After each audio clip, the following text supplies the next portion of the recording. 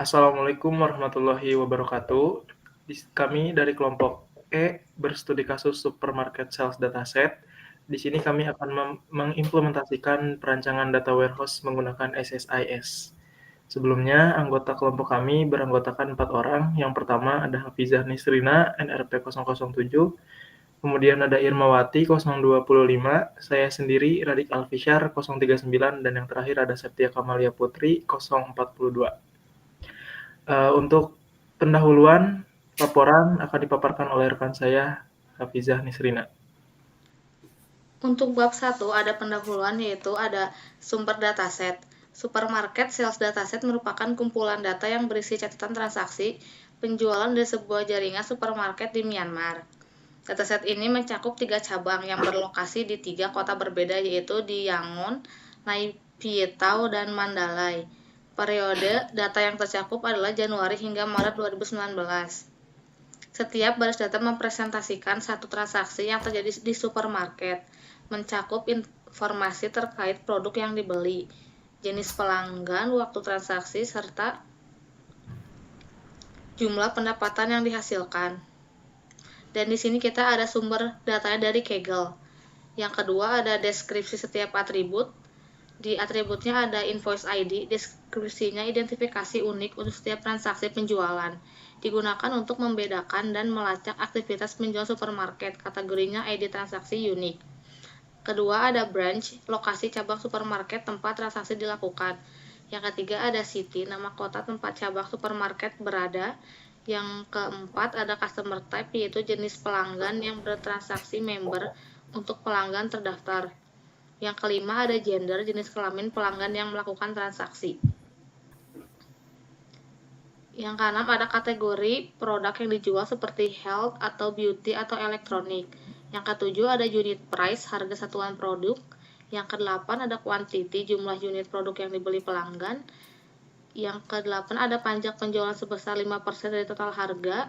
Yang kesembilan ada total jumlah total transaksi termasuk pajak. Yang kesepuluh ada date, tanggal terjadi transaksi. Yang ke-11 ada time, waktu terjadinya transaksi. Yang ke-11 ada payment, yaitu metode pembayaran yang digunakan pelanggan. Yang ke-12 ada biaya pokok penjualan. Yang ke-13 ada gross margin retail, yaitu presentasi margin kotor dari total penjualan. Yang ke-14 ada pendapatan kotor dari transaksi. Yang ke-15 ada customer rating, tingkat kepuasan pelanggan terhadap penjualan. Untuk bab kedua ada landasan teori, yaitu ada data warehouse. Data warehouse merupakan sistem yang digunakan untuk membantu proses analisis bisnis yang mengumpulkan dan menyimpan data dari berbagai sumber ke dalam satu repositori terpusat. Dalam konteks penelitian ini, data warehouse dirancang berdasarkan dataset transaksi penjualan retail supermarket sales yang berisi informasi mengenai transaksi pembelian pelanggan, metode pembayaran, produk yang dibeli, lokasi cabang, serta waktu transaksi. Data tersebut kemudian diintegrasikan serta pola transaksi berdasarkan waktu dan lokasi. Yang selanjutnya ada skema Snowflake. Skema Snowflake adalah model data multidimensi yang digunakan dalam pembangunan data warehouse, di mana tabel dimensi dinormalisasi menjadi beberapa subtabel untuk mengurangi redundansi dan meningkatkan integrasi data. Pada dataset ini, skema warehouse Snowflake digunakan untuk memisahkan data dimensi menjadi entitas yang lebih spesifik seperti dimensi pelanggan, produk, dan cabang. Di sini ada contoh untuk gambar skema Snowflake-nya. Di sini ada dimensi fact table. Selanjutnya ada skema star. Skema bintang adalah pendekatan pemodelan yang matang dan banyak diterima dalam penyimpanan data relasional. Pendekatan ini mengharuskan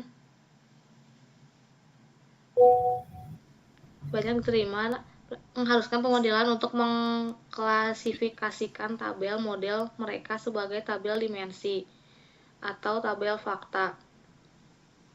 Ini adalah contoh untuk skema star-nya. Ada produk, sales, territory, date, reseller.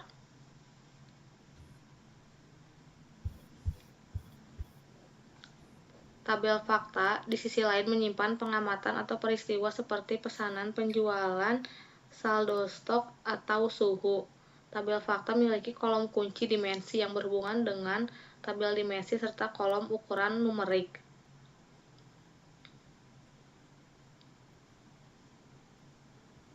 Selanjutnya ada dimensional modeling.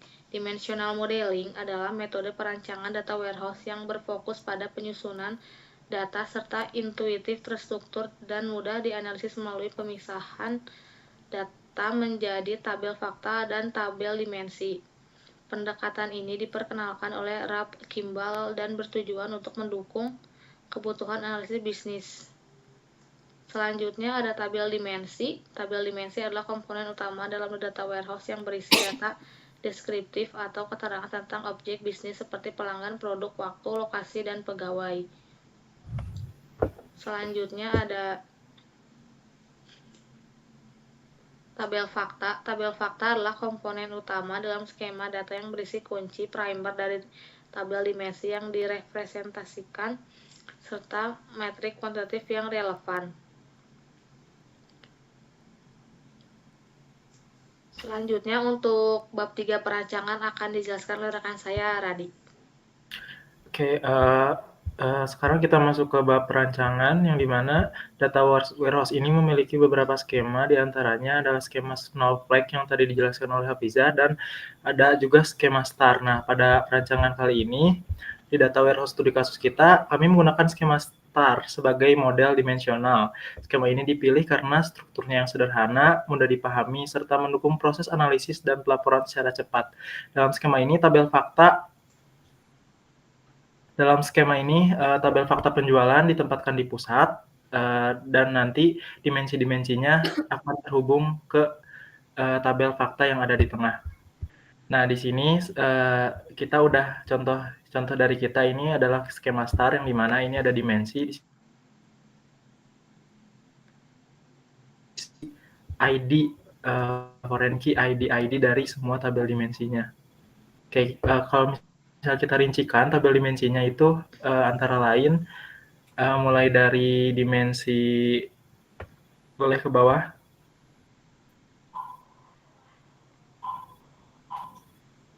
mulai dari dimensi customer yang dimana ID customer ini menjadi primary key untuk dimensi customer, dan customer type-nya di sini tuh sebagai tipe atau status keanggotaan customer atau member. Nah, di sini juga ada gender, yang dimana gender ini adalah jenis kelamin dari customer-nya. Kemudian juga ada dimensi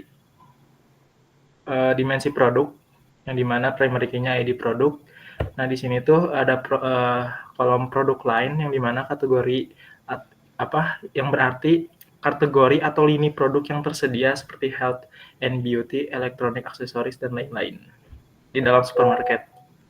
Kemudian juga ada dimensi lokasi, yang dimana ID lokasinya sebagai primary key-nya. Kemudian juga ada kolom branch, yang artinya nama atau kode cabang seperti Alex, Giza, atau Cairo. Dan satu lagi ada city, yang dimana ini kota tempat cabang berada atau beroperasi supermarket tersebut. Kemudian ada dimensi waktu, di sini ID time sebagai primary key-nya, dan ada kolom date sebagai tanggal terjadinya transaksi, dan kolom time sebagai waktu spesifik terjadinya transaksi. Dan yang kelima ada dimensi pembayaran. Nah, di sini ID payment sebagai primary key-nya, kemudian juga ada kolom payment, yang dimana ini tuh adalah metode pembayaran yang digunakan seperti e-wallet, cash, credit card dalam pembayaran supermarketnya. Dan tadi kalau kita tadi bahas tabel dimensi, sekarang yang di tengahnya ada tabel fakta, yang dimana tabel fakta ini mengambil mengambil foreign key dari ID dimensi-dimensi tersebut. Nah, ini bisa dilihat ada contohnya. Nah, ini atributnya itu dia memanggil ID invoice, ID branch, cost customer, ID product, ID date, dan ID payment. Dan measure, yang dimana measure ini adalah data yang bisa dihitung. Salah satunya seperti quantity, unit price, COGS atau cost of goods sold, dan tax atau pajak. Nah, ini dimasukkan ke dalam tabel measure, dan masih banyak lagi, ada total, gross margin, ada gross margin percentage, ada rating juga. Dan itu nantinya akan tergabung dalam satu tabel fakta. Kemudian setelah kita paparkan, selanjutnya kita masuk ke bab implementasi yang akan dipaparkan oleh Septia Kamalia Putri. Baik, sekarang bab 4 ada implementasi. Jadi pada bab ini tuh kita bakal menjelaskan sebuah database baru dengan nama supermarket. Ya, lalu database ini digunakan sebagai tempat penyimpanan seluruh tabel dimensi dan tabel fakta yang telah dirancang pada skema star. Lalu struktur skema ini memastikan bahwa data transaksi dapat dianalisis berdasarkan berbagai perspektif seperti pelanggan, lokasi, produk, dan waktu. Lalu setelah database itu dibuat, seluruh tabel dimensi serta tabel fakta disiapkan di dalamnya. Setiap tabel dimensi memiliki kunci pengganti yang nantinya akan digunakan sebagai referensi oleh tabel fakta. Pada tahap proses ETL dan SSIS, data sumber kemudian diekstraksi dan dibawa menuju data flow test untuk melalui proses pembersihan dan transformasi. Untuk memetakan data transaksi ke setiap tabel dimensi, digunakan komponen lookup. Lalu, komponen lookup ini berfungsi untuk mencocokkan nilai dari data sumber dengan nilai yang ada di tabel dimensi. Jika ditemukan kecocokan, SSIS akan mengambil surrogate key dan tabel dimensi tersebut untuk digunakan sebagai foreign key di tabel fakta. Dengan demikian, setiap baris data transaksi dapat terhubung dengan dimensi yang sesuai, sehingga analisis yang dapat dilakukan secara terstruktur dan konsisten. Lalu untuk implementasinya akan dijelaskan oleh rekan saya, Irmawati. Selanjutnya saya akan menjelaskan mengenai implementasi DSSIS-nya. Yang pertama, kita membuat dulu data flow untuk di customer. Di sini tuh ada isinya, ada Excel source-nya, ada data conversion-nya, ada source dan ODB. Untuk Excel source di sini berfungsi untuk memasukkan dataset-nya. Untuk kolomnya dicocokkan dengan kolom yang ada di customer.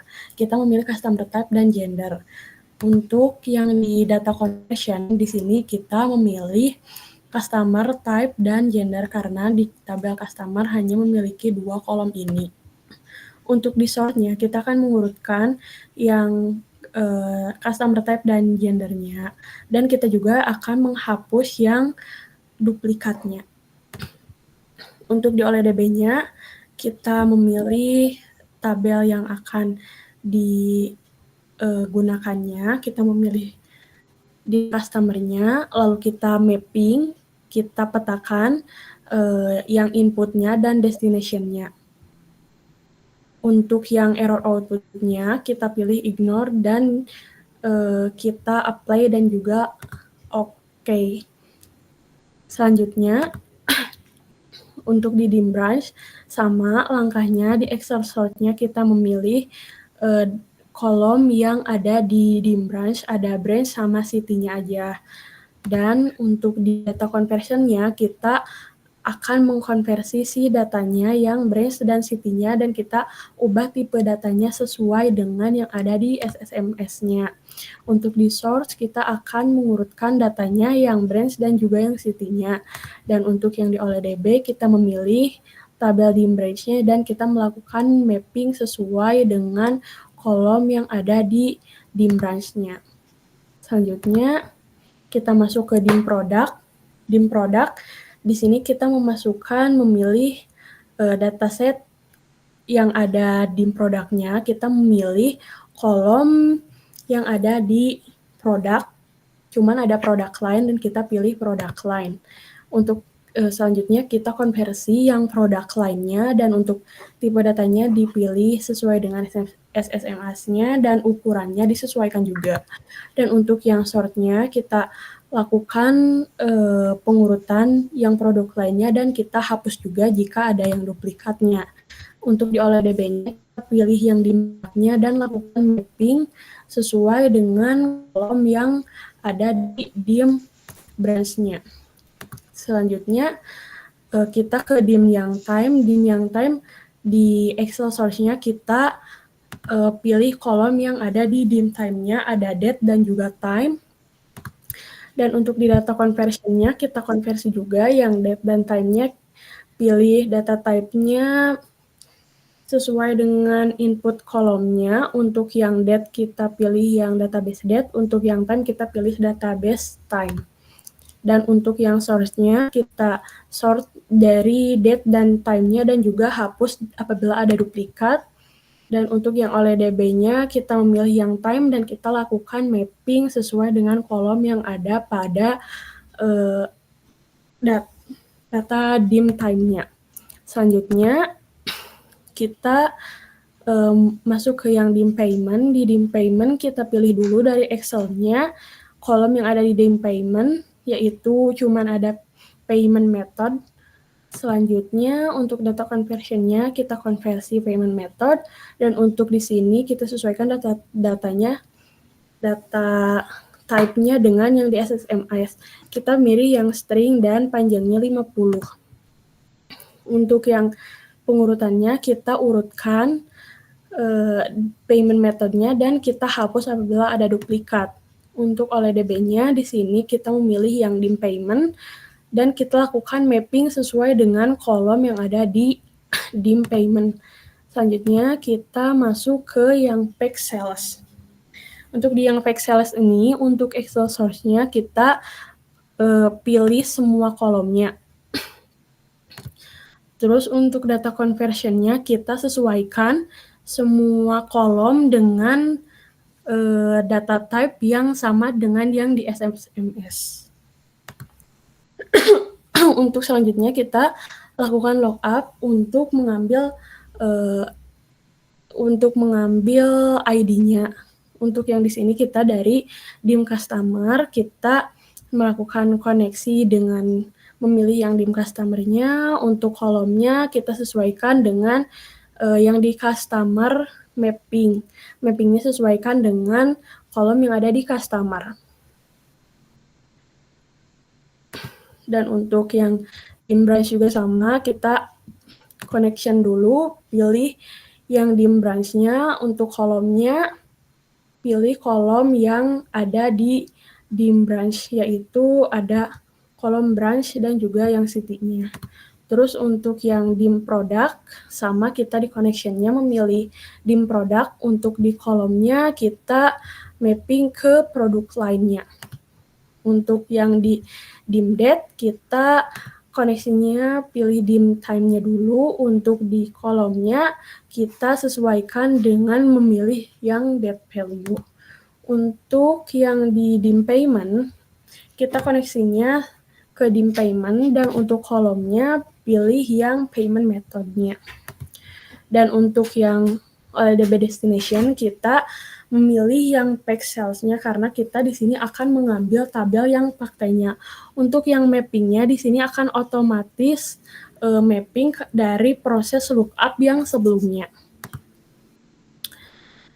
Untuk yang di sini yang control flow-nya sekarang kita akan coba start untuk melihat apakah sudah berhasil diimplementasikan atau belum.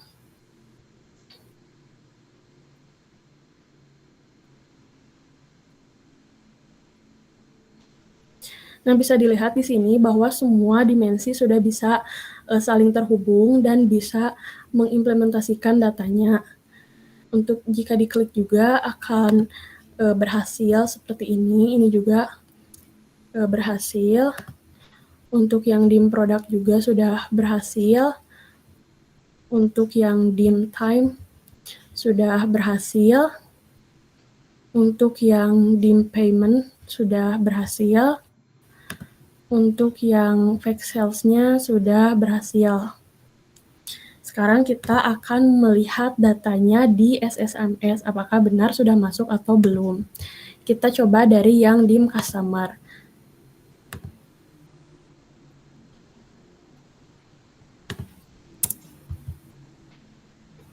Untuk yang dim customer, di sini datanya sudah muncul sesuai dengan yang ada di Excel. Untuk yang dim branch, datanya muncul. Untuk yang dim product, datanya sudah muncul. Untuk yang dim time, datanya sudah muncul, dan untuk yang dim payment datanya sudah muncul. Kenapa di sini dari ribuan data cuman diambilnya sedikit? Karena kita sebelumnya sudah melakukan sorting dan sudah menghapus yang duplikatnya.